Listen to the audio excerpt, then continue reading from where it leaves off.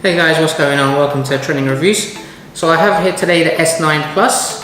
Now I'm going to be going through some of the features around the camera, but just to give you a quick update on the S9 Plus, it's not exactly a redesign from the Samsung S8, it's more of a refinement. Now, a couple of things to note around the design changes. The fingerprint scanner is now at the back in the middle. It used to be right next to the lenses on the top left hand corner. I think around the size, I've noticed that it's a little bit more of a matte finish rather than a metallic finish. If you compare the S8 to the S9, it's probably going to be around almost identical. In terms of the specs, the RAM is increased a little bit. There's not a huge amount of changes in this S9 Plus. However, Samsung did come out with various set of colors that this phone can come in. One of them is coral blue, one of them is a lilac purple, and they'll also be selling a metallic silver. But I went ahead and just got the black one because I think the black looks a little bit nicer. But one thing to note, they still have that glass finish at the back. Now, one thing to note is that once you get the phone straight out of the box, it immediately gets fingerprints all over it. So it's not something that you'd continue using without any case or a debram skin or so on. Now, it still has a headphone jack. For me personally, I think that's quite useful. I don't like to carry around the dongle that you get with most phones as an adapter. I've always had wired headphones. I do have some wireless headphones as well, but I think it's not a major problem for phone companies to leave the headphone jacks in there. It allows me to also charge my phone and to listen to music at the same time when I'm at work. Maybe the phone is on the desk or so on. One other thing worth mentioning is that the phone now has Dolby Atmos surround sound. Now, I know Samsung audio has generally been quite good, but having the Dolby surround sound inbuilt into the speakers, I think, is a really good step for Samsung. When you're listening to the audio, you could even feel the vibrations when watching the shows or movies on your phone, which I think is pretty awesome, so that you can get that cinematic feeling towards watching stuff on your phone, which a lot of people sometimes don't tend to do. They probably watch on their laptops and so on. Now, today I'm going to be focusing more on the S9 Plus camera. Now, Samsung have gone all out. They've got this dual camera on the S9 Plus, which can automatically adjust the wide lens aperture to get a really focused. And they've developed a camera lens that can automatically adjust the wide lens aperture to a really focused in aperture within an instant. Now, if you know anything about photography, you know that's pretty revolutionary, especially on a smartphone. The camera, once you put it into Pro mode, you can switch between f1.5 and f2.4 with the lens at the back visibly switching between those two different modes. Now, what that means in layman terms is that f1.5, it will let in a lot more light, so that it allows you to take better pictures in low lighting or even in the dark as well. And at f2.4, it narrows in and focuses on objects, allowing you to capture sharper details at close range. So let's go ahead and take a look at that now.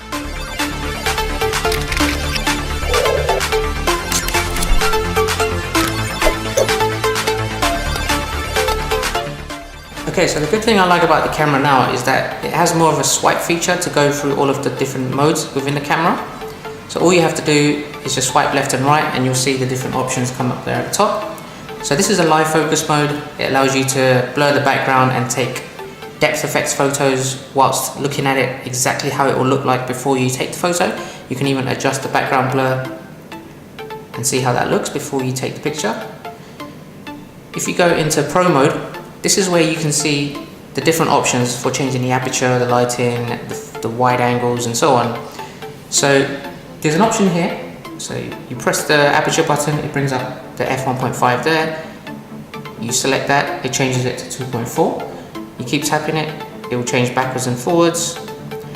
Now, if you look at the back, by switching between f1.5 and f2.4, you can see the lens actually closing in and opening up depending on which aperture you've selected. Now, this is the first time this has ever been done on a smartphone, and I think Samsung have done a really good job here.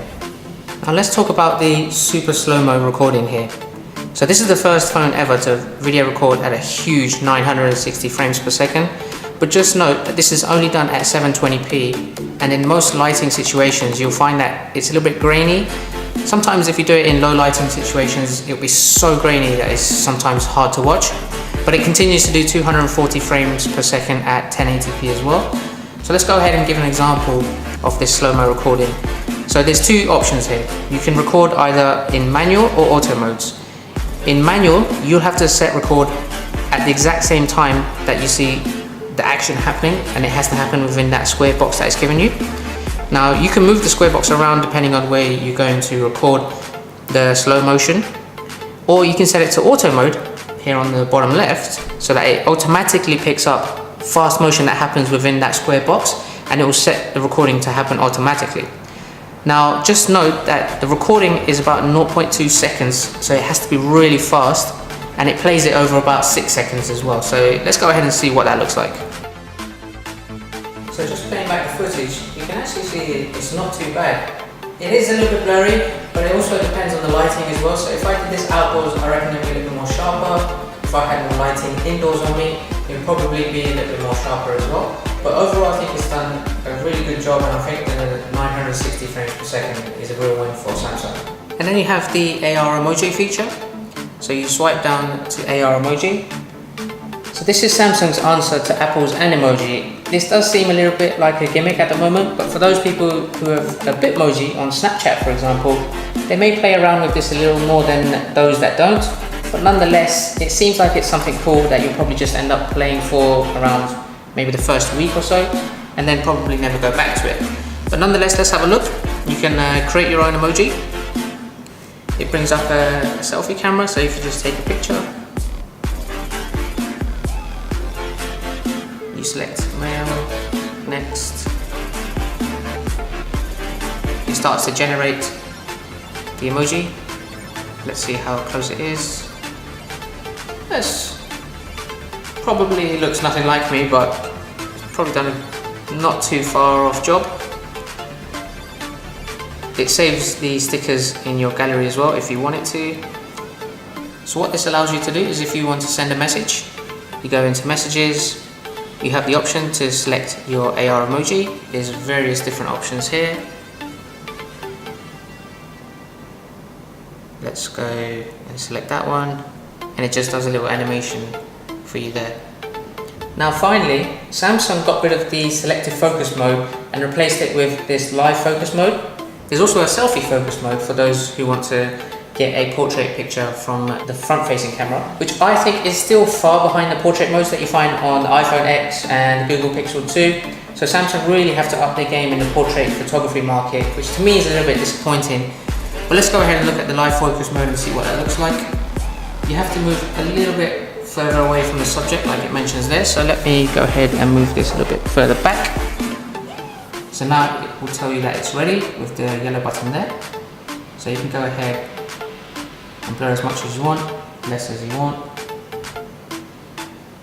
So let's go ahead and take that picture. Let's go with less blur. Now just taking a look at the pictures now, you're able to choose between wide angle and close up as well. It basically saves both options when you take a live focus picture, so that you can choose between both of them, whichever came out better. So I think if you look closely, it's done a pretty good job blurring the background here on the little baby Groot. I still think the Google Pixel 2 XL portrait mode is a little bit better, a little bit sharper. It's able to capture the background a little bit nicer than this one, but it's a nice attempt from Samsung. I think I will continue to use this and explore this a little bit more. So make sure to subscribe. I'm going to do a photography test with my Google Pixel 2 against the camera on the S9 Plus and give you comparisons with portrait modes and other various modes as well. So just keep an eye out for that. Overall, I think the camera is definitely a step in the right direction. So far, it seems to be the best camera on the market today. There's probably a little bit of a debate between the camera on S9 Plus and the Google Pixel XL. Am I convinced enough to switch from my Google Pixel 2 XL back to the Samsung S9 Plus? Probably not just yet, but I'll be keeping an eye out on the Samsung software updates to see if they do improve the camera, especially to utilize the S9 Plus lenses, which I'm kind of looking forward to. So definitely watch this space. Alright guys, thanks for watching the video. I hope you liked the camera review on the S9 Plus. If you have any questions, let me know what you think in the comments below. As usual, make sure you subscribe. I've got a lot more features and reviews coming up for the S9, and I will catch you guys next time. Take care.